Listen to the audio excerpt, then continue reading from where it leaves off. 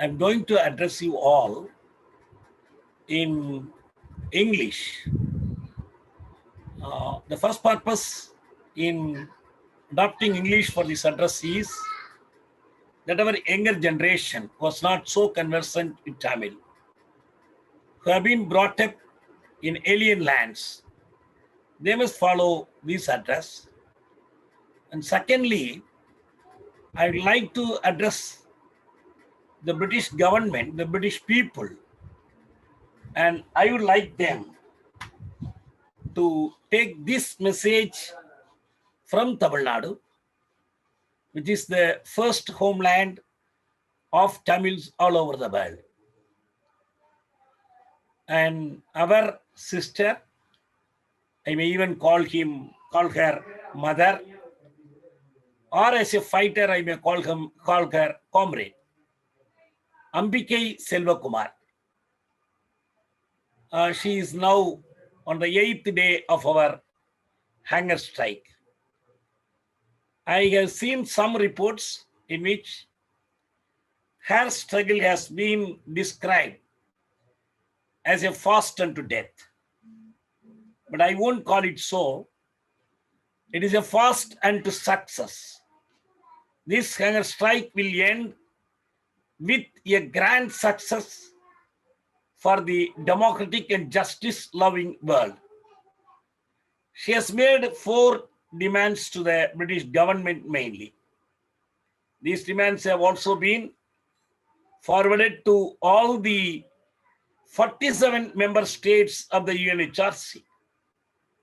The first is, as you know well, we want the international community, the UNHRC, the United Nations General Assembly, the United Nations Security Council, whoever may be the authority to do it, to refer Sri Lanka to the International Criminal Court based in Netherlands, the Hague, Netherlands, on charges of genocide, war crimes, and crimes against humanity, which are all international crimes codified by international conventions, primarily on the charge of genocide. Number 2, we want the international community to establish an international independent investigative mechanism, as has been done in the case of Syria and the people of Rohingya in Myanmar, etc. We want such an international mechanism not only to further take forward the investigation, but also to gather and preserve the evidence, which is very crucial to prove our charges in a legal manner. Number 3, we demand, Ambike demands the appointment of a permanent reporter on behalf of the UNHRC, who will be stationed in Sri Lanka itself, or I may call it at ground zero. And that will be a protection for the Tamil people who are still undergoing genocide in a new form, the structural genocide as we call it. We also want a mechanism to prevent recurrence of these crimes, which we see is a part of what they call the transitional justice mechanism. And what we want is remedial justice. For that, they have to recommend a UN-monitored referendum. This is not something new that we demand. This has been done in the case of East Timor, South Sudan, Kosovo, Southwest Africa, and so many other countries. In some countries, these referendums have been conducted under international monitors, even by their own states. So we're only worried that the government of Great Britain, the British state, it has not taken care so far to address these issues, despite being a member, a leading member, and actually the leader of the UN core group on Sri Lanka, along with Canada, Germany, Macedonia, and Montenegro. And despite that, Ambikai Selvakumar is carrying on this struggle.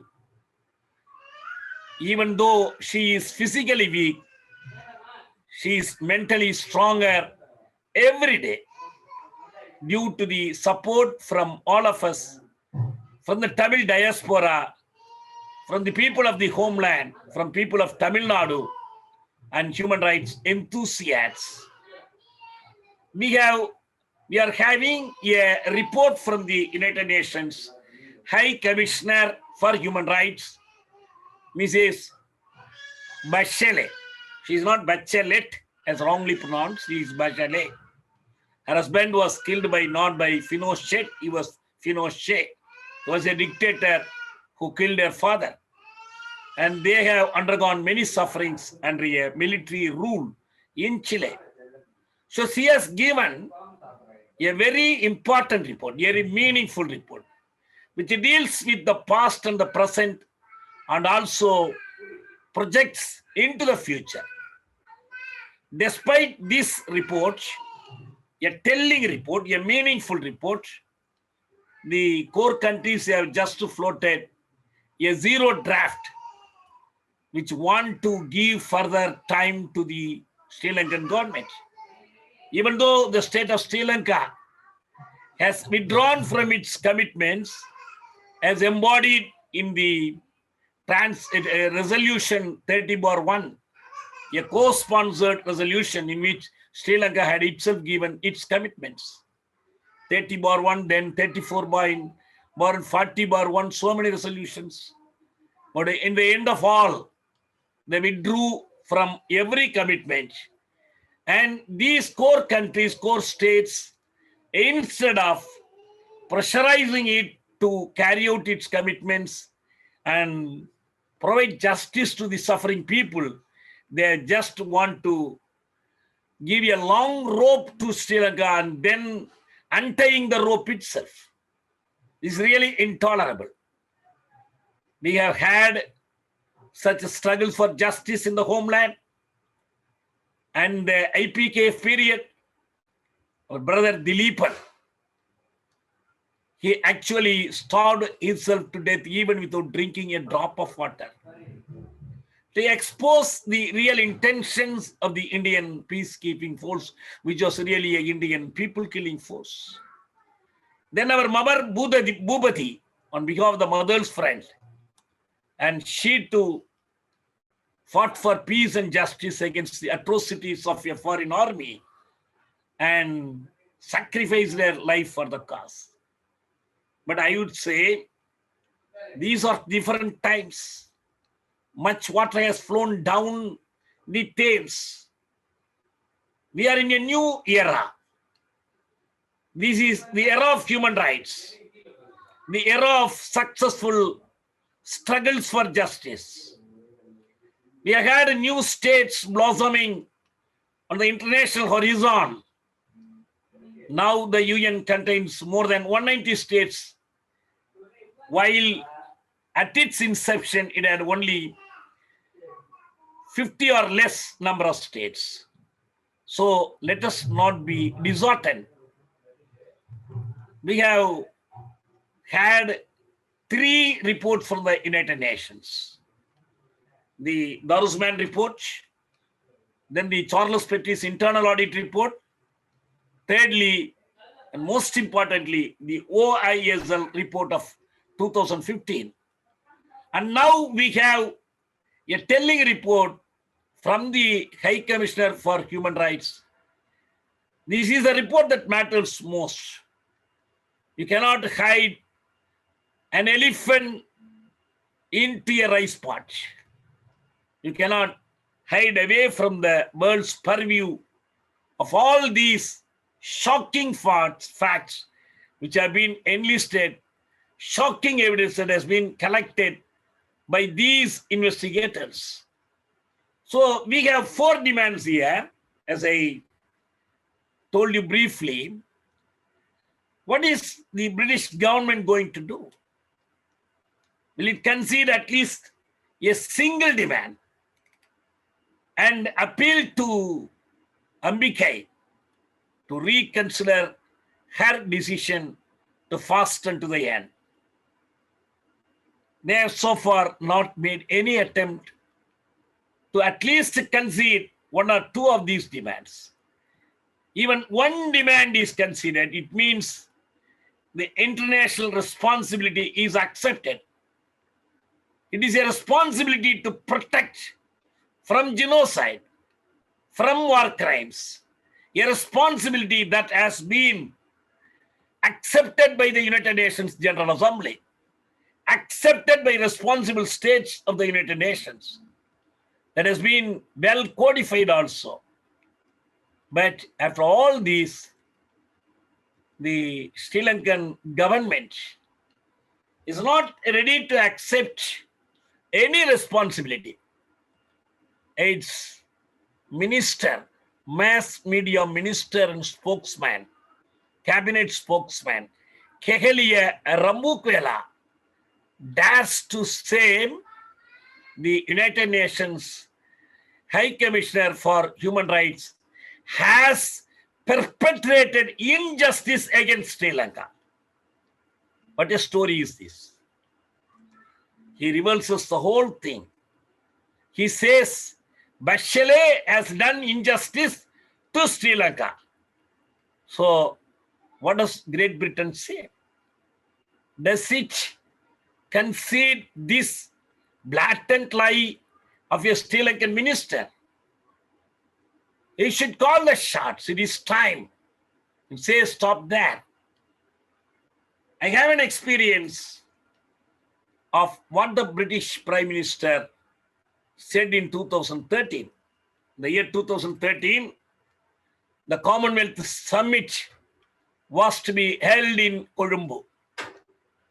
We in Tamil Nadu planned to stop the Indian Prime Minister Manmohan Singh from attending the summit. I went on a fast unto success, not unto death. I struck food. I fasted for 15 days, just with water, no food. And we gathered the people. A hunger strike is not a struggle in itself. A hunger strike is only a focal point of a struggle. So my hunger strike was the focal point. We mobilized the students, mobilized the youth of Tamil Nadu. We appealed for support from all the opposition parties, even the ruling party. And it became a consensus idea of the Tamil Nadu people. Then the Indian Prime Minister gave an assurance that he will respect the feelings of the Tamil people. And eventually, he didn't go to Colombo, and that was a success.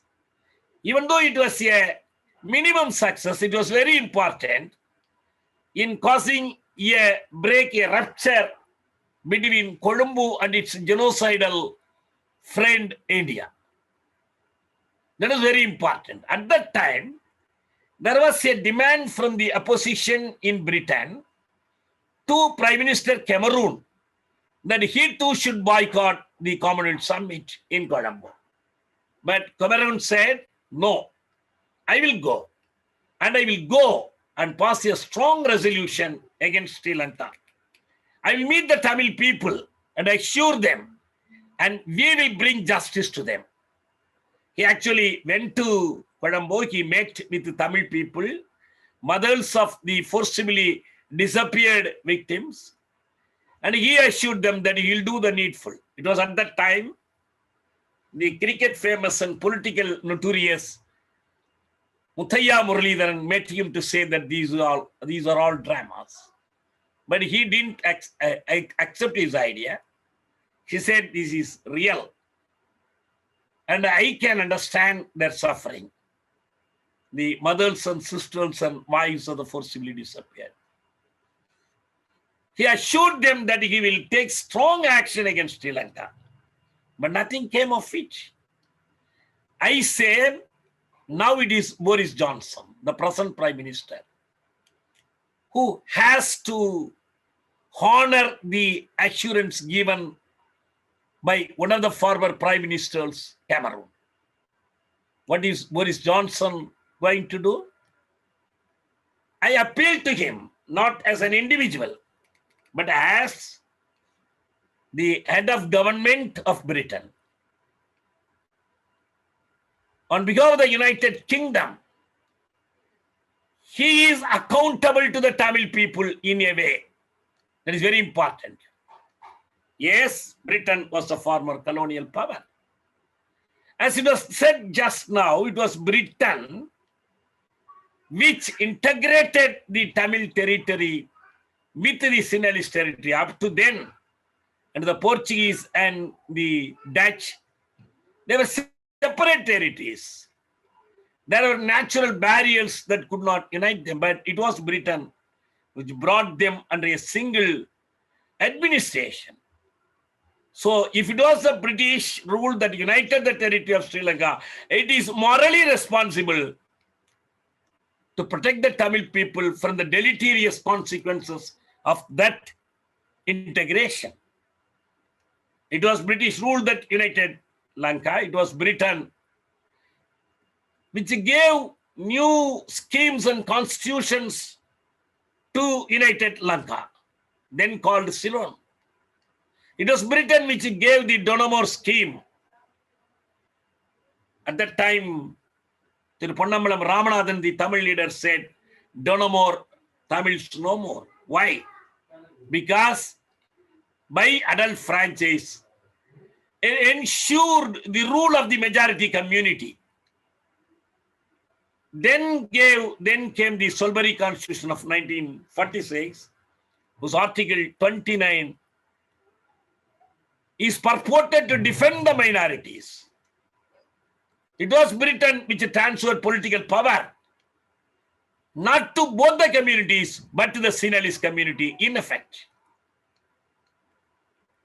But at that time, Seranayaka, the Sinhalese leader, reneged on his promise to the Tamil community and brought the Citizenship Act, and that all you know very well. Disenfranchisement of the hill country Tamils, etc. And in 1956, we were faced with the Sinhala Only Act. Some of our Tamil officials went to court. They appealed to the Privy Council. And some of them got some relief, like Yathiswaran and others. But the Sinhala Only Act was not struck down. The act remained, even though it was in contravention of the Solberry Constitution, Article 29, the protection given to minorities. It was Britain which just looked on when a new unitary constitution was imposed on the Tamils in the name of the Sri Lankan Republic. Sri Lanka, even though it was an island of two nations, two languages, which is a well-known historical fact, considered by none less than Solomon Bandaranayaka, none less than Colvin de Silva. But the constitution said the Republic of Sri Lanka shall be a unitary one. Sinhalese shall be the official language. It was constitutionally guaranteed that Buddhism will be the foremost language, religion, etc. But Britain didn't even intervene and object to such a constitution. This is the background. Once when our national leader Prabhakaran was running a de facto government having Kilinochchi as the capital, and there was our political leader, then at that time the British ambassador, British High Commissioner in Colombo, went to Kilinochi and met Tamil Chelvan. When he came out of the meeting, he was asked, what is your responsibility as a representative of the British government? Please tell us how far Britain is responsible for the sufferings of the Tamil people. He said, I think we are also responsible because we didn't provide safeguards to the Tamil people. When we left, we just left them at the mercy of the majority community. This is Britain's historic responsibility.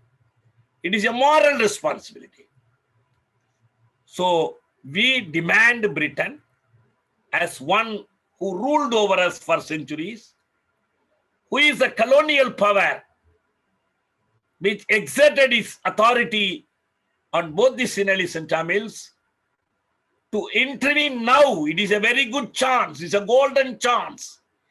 God, for Great Britain to deliver the Tamil people from injustice, to deliver them peace and justice. This is a golden chance. Great Britain, being the leader of the core group on Sri Lanka, it should correct its historical wrongs and tell the world we are morally responsible for these conditions. I really caution you, Mr. Boris Johnson, against following the Margaret Thatcher example in letting Bobby Sands and his comrades of the Irish Republican Army die in prison by starvation. They undertook a fast unto death, and Margaret Thatcher had the temerity to tell that these people say they have no rights. I want to give them the right to die as they please. But it is the same infamous Thatcher once propounded the idea of negating society itself. There is nothing called society. There are only individuals, no society at all.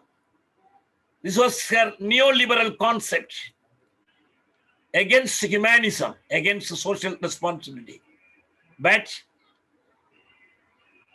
she was not totally accepted by her own partymen when she wanted to bring back the death penalty after the killing of Mountbatten. Now, Boris Johnson, belonging to the same Conservative Party, is at the helm. But recently, Boris Johnson, after going through the trauma of COVID-19, openly said that society is a real thing. If society is a real thing, the Tamil community wants you to acknowledge that we have been afflicted by the social evil of national oppression. We have undergone a civil war for being a nationality whose mother tongue is Tamil.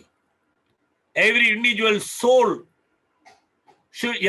should care about society to save himself and others. A lesson being painfully taught by COVID-19. And this time, you should make no mistake. As a permanent member of the United Nations Security Council, as a leader of the core group on Sri Lanka, Great Britain has a historic and moral duty to prevent Sinhala racism from obliterating the Tamil national identity and defiling the Tamil homeland, thereby carrying out structural genocide. These are very important things. The Human Rights Commissioner Bachelet herself in her 2019 report said that some segments of society have continued to call for international investigation and for the Security Council to refer the situation in Sri Lanka to the International Criminal Court. We ourselves, the 2015 TGT-sponsored mass signature campaign, we signed for the referral to International Criminal Court. The International Jurist Commission has recommended the same step.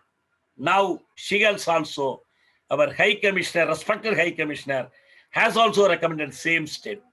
So it is time you have to look into the plight of more than 90,000 Tamil war widows. No progress in finding the whereabouts of thousands of disappeared Tamils. And a minister says you have to look into the soil for your disappeared ones.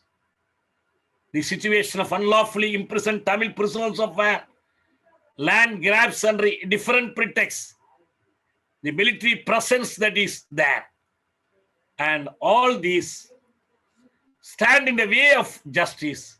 And Ambikai, I greet you success in this endeavor.